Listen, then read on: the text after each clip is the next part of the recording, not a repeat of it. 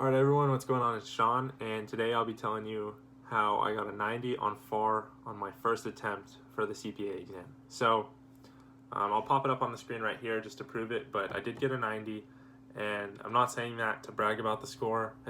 I'll explain it later in the video. I don't really care about the score, I'm just happy I passed and did well. So, the reason I'm making this video is to share my study plan with you.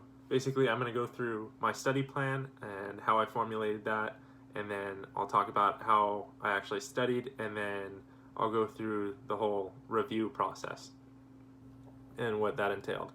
And then at the end of the video, I'll go through any final thoughts, any recommendations I have for anyone that will be taking this test as well. So, or maybe they have to retake it because they didn't pass the first time. So for any of my current subscribers, this does nothing to do with paintball. I'm not making those videos anymore, and it's just I've moved on from that. I have other things that I want to make videos about, and this is one of them. So if you still want to stay and watch and learn something new, then you're more than welcome to. I'd be very happy. But if not, I completely understand. So with that being said, I'll get through it. Basically, we're going to switch to the computer in a minute, but I used Becker to study for everything. I didn't use Ninja. I used absolutely nothing else other than Becker. And I did order the books for Becker, but I didn't use them once. I opened the FAR book and just closed it because it's an exact copy of the online textbook, basically, that you go through with the lectures anyways. And all my studying was done at home on my computer, so I saw absolutely no reason to open that textbook. And I felt it was far more efficient to just read it on the screen and type it instead of having to read it and then type it. I don't know, it was just easier on my neck. So, that being said, I used Becker, did not use the review books. I ordered the final review book for Becker, and I never even opened it. So, I don't think that's necessary at all if you want to save yourself some money. And basically, all you need is the Becker online course, and that's it. You don't need the flashcards. You don't need any of that as long as you have the discipline required to study. So I think that's it. Let's switch over to the computer. And I know this video will be somewhat lengthy. I've been editing, you can see my laptop right there, but I've been editing the later half of this video so far, and I can tell you it is going to be lengthy. So if you look down at the settings icon in the bottom of the screen, you can speed up the video and set it to 1.5 or 1.7 times speed, and then you'll still get all of the information, which I think is important, that I'm going to share with you, but you won't have to spend the entire time watching the video. So just speed it up down below if you do want to watch everything, but you don't want to sit here and listen to me talk for 20 minutes. I think that'd be a great way to go about it. Alright, so let's switch over to the computer, and I'll start talking to you about the study plan and everything like that. So as you can see, we've switched over to my computer. So here's the main screen for Becker. And we're going to go down to the calendar. This is another reason I chose Becker, is because they have fantastic planning tools. So we're in the June section. As I said, I started studying June 10th. So this is FAR 1, FAR 2. You'll see this once you're starting to study as well. So let's go through and look at the study plan just so you guys can see exactly how I inputted it. So if we go to the sections, basically I'm taking FAR first, audit second, regulation third, and then the business environment and concepts fourth. I want to get the hardest ones done first, basically, before I start working. So my FAR exam was scheduled for July 23rd, and then I plan to study 38 to 45 hours per week. I have the job offer signed. I start later in fall in October. So basically, I've had this entire summer since I graduated in April to just study for the CPA exam. And I decided to start in June so that I could give myself a break and just decompress after my senior year. So let's get back to this. I plan to study 38 to 45 hours per week because I'm treating this like my full-time job right now so that I can get through it. Started studying June 10th. And now let's go forward. Click confirm. And then go forward one more. Okay, so here's my summary. So under the financial section, basically it wanted me to study for 2 sections the first week, 3 the second week, 2 the third week, 3 the fourth week, and then it gave me 2 full weeks for simulated exams, as you can see right here, and then this little last block is the day I took my exam. So some of you may be wondering why it says 150 hours to study for just the study time. That's not true. It took me 200 to 300 hours total to study for this, because it takes at least 150 hours to get through the actual lecture material, whereas it's going to take you a lot more time to actually review. It'll take you probably about 2 weeks to review for FAR if you're doing it full time. If you're working on top of this, it'll probably take you a little bit longer. It'll just depend. It'll be a personal decision, and you'll have to make that determination to decide exactly how much time you need to review. For some, it'll be a lot less time. For some, it'll be a lot more. So I got through all of those sections. I followed that plan exactly. So some weeks I put in a lot more hours, some weeks I put in less, but on average I would say I put in about 40 to 45 hours per week. So we're going to go through and click continue course, and I'll show you. I'm probably going to have to blur out the actual the content here. So basically what I would do is I would go to the lecture, and then if you click these dots on the side, you can see the exact lecture here. I'm probably going to have to blur out all this text because I'll get a copyright claim. So what I would do, I actually would not listen to the lectures. I found that they were way too slow and it gave too much detail for what I needed. So I basically just went through and read every single page by myself.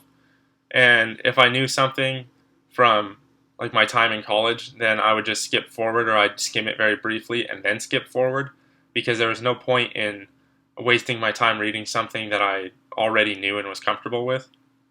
So basically just read everything and then scroll through. Once you get to the bottom, you'll be able to click through all the lectures. Just click at the very end and it'll skip you to the next page, and then you'll have the completion arrows if you have the OCD like I do. I just wanted to see that. So basically read every single lecture, then you're going to do the skills practice. Although the skills practice is not anything you'll see on the exam, it does help reinforce the concepts that you are looking at. And for example, the one I'm looking at right now says it'll take 25 minutes. In reality, I don't think I ever spent more than 10 minutes on a skills practice. And even more so, I probably spent about 2 to 3 minutes on each one. I would just skip through the videos and then go through and answer the questions because they were very simple. So if you actually read the lecture and spent more time on the lecture and took notes, then the skills practice wouldn't take any time. So those two would actually balance out, and your estimated time for completion is different than what Becker actually recommends. So, and I just realized I skipped over this point, but when you're going through the lectures, I would highly suggest taking handwritten notes or typing them out. Obviously, typing will be a lot faster, but it depends on how you retain your information. Personally, I chose to type them because it was much easier and much faster for me to do than handwriting them. And then when it comes time to review, you can just do Control F on your computer and you can search through your entire document and find the topic that you're looking for, instead of having to thumb through 100 pages of handwritten notes and find the one concept that you were looking for. Okay, so once you go through your lecture and you take all of your notes, whether that's handwriting them or typing them out, then I would recommend taking your skills practice. That will take maybe 3 to 5 minutes, depending on if you actually want to watch the videos or not. I chose not to watch them and I was fine. Just make sure you're reading all of the explanations for basically why that question is incorrect if you do get it incorrect, and don't just type in the answer that they give you just because it's easy. And then after your skills practice, you're going to move on to your multiple choice questions. You'll most likely get, for FAR, anywhere between 50 to 70% correct on your first run through on these multiple choice questions. Don't let that deter you from pushing through. FAR is the hardest unit you'll take, and so far in my experience, and it's just because the pure depth of it's such a broad coverage of all of the topics that they give you, and every topic goes into pretty good detail. On the actual exam, you won't have to know every single little detail. They're going to be testing you more on the broad topics. I can't disclose anything that they test you on, but I can guarantee you if you do go through all of Becker's material, you'll be well prepared for the exam. You won't have anything to worry about. So go through your multiple choice questions. Anything you get right, good. Make sure you know why you got it right and you didn't just guess. And just read the explanations if you do need further clarification. All of the explanations are very helpful and they'll tell you exactly why you got something incorrect or correct. And then the second time you go through the multiple choice questions, make sure that you are actually reading the explanation and not just clicking the answer because you remember it. It's really easy to memorize the answers. It's not nearly as easy to remember what makes that answer correct. So that would be my biggest tip when going through the multiple choice questions, is know why you're getting something right or wrong and then commit that to memory. So basically, once you go through your lecture, your skills practice, and your multiple choice, you're going to do that for every single chapter, and then that'll put you at about 75% on the completion bar for the chapter, and then I would move on to the next one. So I did all of F1, I skipped the simulations, went to F2, did all of it, skipped the simulations, and so on. So I would do that for F1 through F10, and then at the very end, I would go through and do the simulations for every single chapter. So basically, I didn't touch a simulation until I went through all of the lectures, the lectures, skills practice, and multiple choice questions for every single chapter and every single section. After I did all of that, I went through and did every single simulation, and then I began my review process. So I essentially treated the simulations as part of my review process, and it really helped me reinforce any material that I may have forgotten, because it is so much coverage of different topics. You should go through, and I really felt that the simulations helped me review before I even got into my final review process, so I think it was a pretty good strategy. And it also saves you a lot of time when you're going through them in the beginning, and it helps you feel like you're progressing faster so you don't get as burnt out. Plus, at the end, after you're just done grilling lectures and multiple choice questions, it is kind of nice to have something new like simulations to focus on instead of just multiple choice. So once you do all of the simulations, then I would suggest going through and take a couple of the unlimited practice tests. So you'll click New Test, and then I turned off the simulations, and I would go here. And FAR it's 33 multiple choice question sections, and then you'll have three different testlets of simulations, and I think it went 2, 3, 3. So I turned off the simulations for the practice tests because it's just the simulations that you just completed. Like you just did all of the simulations that it would pull from, so you already did that portion of the review. So I'd move on to the unlimited practice test questions and do testlets of 33 multiple choice questions. I would start off with F1 through F10, and then you take it, see what you got, and after you take the test, it'll give you a brief score report and tell you basically the percentage correct of the questions that you got for each chapter. So say I did really well in 6 of the chapters, but I really messed up in 4 of the chapters and maybe got like a 50% in those, then I would go through and let's say I messed up F1 through F4. So I'd just click F1, F2, F3, F4, and then I would do 33 multiple choice questions for that until I felt that I was comfortable enough with those chapters, and I would then take another practice test with all 10 chapters selected, and I would see how I'd do again. If I improved those sections, then I would move on. So once you feel that you've done enough multiple choice questions and you want to take your first simulated exam, I would recommend following what Becker says and take it approximately 2 weeks before the exam, because this exam, it basically tells you what you need to study. And that's the hard part when taking such a big exam like this. You have no idea what you need to study because there's so much information.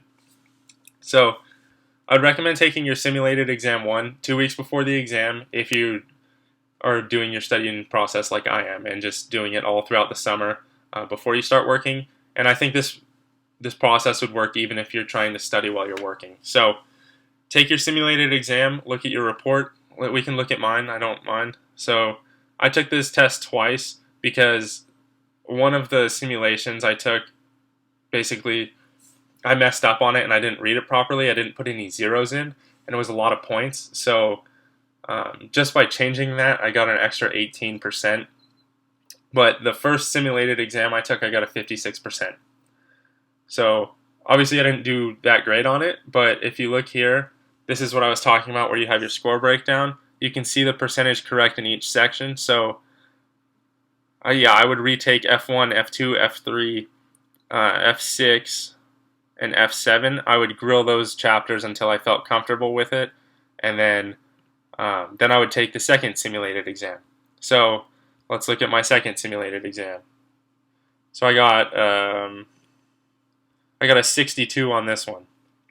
So I went 56. I got a 62 on this one. So let's look at the chapters. So I messed up F1 and F2 again, and then F4 and F6, F8, and F10. So I would go and review those chapters and make sure, again, that I'm brushed up on that and I'm comfortable with it enough to take another exam. Once I felt that I was well reviewed enough in those areas, then I took my third and final simulated exam, and I got an 80% on that exam, and that's a full-length exam, so technically I would have passed this if this was the real CPA exam. And that made me feel really comfortable going into the exam. I knew if I could get an 80 on this, then I would be okay going into the actual exam, and I didn't have anything to worry about, because if you look it up, there's actually a spreadsheet. I'll try and link it in the description. I found this spreadsheet on, I think it was Reddit or Another 71. Basically, it shows Becker practice exams are much more difficult than the real exams. So if you get like a 56, so I went 56, 62, and then 80 on these exams, and it'll tell you this is basically the minimum score you need to reach on a practice exam to score a 75 on the real exam. And that was really helpful and reassuring when going through this whole process, because the Becker exams are meant to be very hard. That way you're more than prepared for the real exam, and you will feel like the real exam is much easier. So I'll link that spreadsheet down below, but basically an 80% on this meant I would get around a 90 to a 95 on the real exam. And I mean, that turned out to be true because I did get a 90 on the actual FAR exam, even though I got a 56 and a 62 on the first two simulated exams. So again, don't beat yourself up. So that's pretty much it as far as how I reviewed. So I'll share some of my frustrations throughout the process, and I'll switch back over to the video to go through that so you can see my face again. Okay, so we're switched back over, and I'll just close this out with frustrations and final thoughts that I'd share to anybody taking this exam. So basically, one of my biggest recommendations throughout the studying process is to figure out something you can do throughout the day that will help break up your studying time. So I played water polo and I swam in college. That's why you can see the Speedos on my door right there. So one of my passions is swimming, and it really helps me clear my head. So basically I would wake up around 8 or 9 every day. It just depends on, I just get 8 hours of sleep. There's no point in getting sleep deprivation from any of this just because you feel like you have to grind through it. Make sure you get a good night's rest, that way your brain's ready to go for the next day.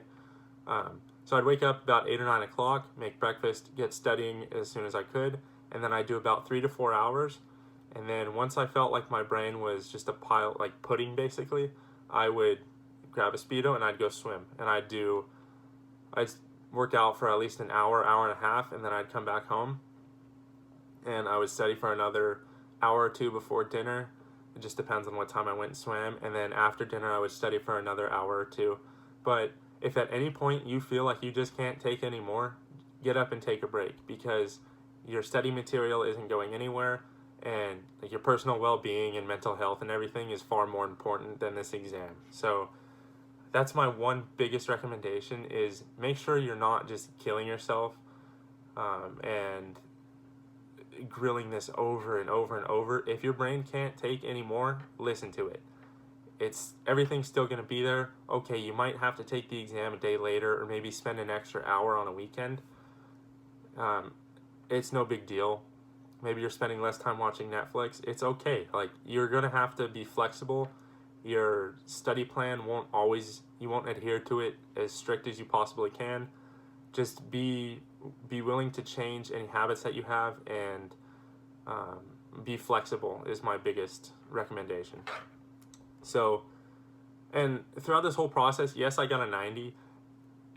Nobody cares what you got, and a 75 is all you need, because I got a 90 and I passed. Someone who got a 75 also passed, but they may not have studied as much as I have, and they had all that extra free time. But at the end of the day, a license is a license. So yes, it sounds impressive to get a high score, and I'm happy with my score. I don't regret anything I did, but I also would have been happy with a 75 or an 80. It's just, this shouldn't be as big of an ego contest as it is, and everyone likes to brag about what they got, and that's understandable because everyone puts in different amounts of time to this.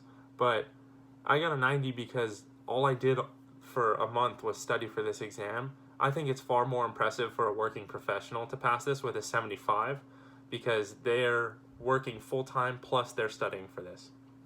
So I'd say whenever you take your exam and you get your score, don't rub your score in anyone's face, because everyone has different circumstances surrounding them that would alter their ability to like get the same score you would. So be proud of your score, be happy for yourself, celebrate, hang out with friends, do something fun to celebrate that you passed an exam, and then move on to the next one, and just repeat the same process over. So yes, you're going to get frustrated. Yes, it's a big grind. It's not fun to study for this, but you can do it. If I can do it, you can do it. I mean, I got good grades in college, but I don't think the CPA exam is a test of intelligence. It's a test of test-taking abilities. So you might have to change your test-taking ability, or improve your test-taking abilities, or you're already there just from college. But I think if you got an accounting degree, or you have any training in accounting, I think you can definitely pass the CPA exam. So if any of you have any extra questions that I didn't cover in this video, I know it's kind of lengthy. I just wanted to give a full in-depth coverage on what I did. So any questions, comments, any additional things you want to know, I'd be happy to answer them down in the comments. I'll be reviewing them pretty frequently, so just let me know. And like I said, I'll put those links in the description, so you should definitely check those out. And if you enjoyed the video, please give it a thumbs up. If you want to see more videos like this, I'm going to make one for audit, which I just took yesterday. And then when I get the score back, I'll make a video on it and tell you the score I got and everything. And I'll make the same video for reg and for the business section as well. So drop a like if you enjoyed the video. If you're new to the channel, please click that subscribe button, because there'll be plenty of content coming out soon. Not only about this, but like surfing, just lifestyle stuff, eating, I don't know, whatever I want to upload. So yeah, if you guys enjoyed the video, drop a like, subscribe down below, and I'll see you guys in the next one. Thanks for watching.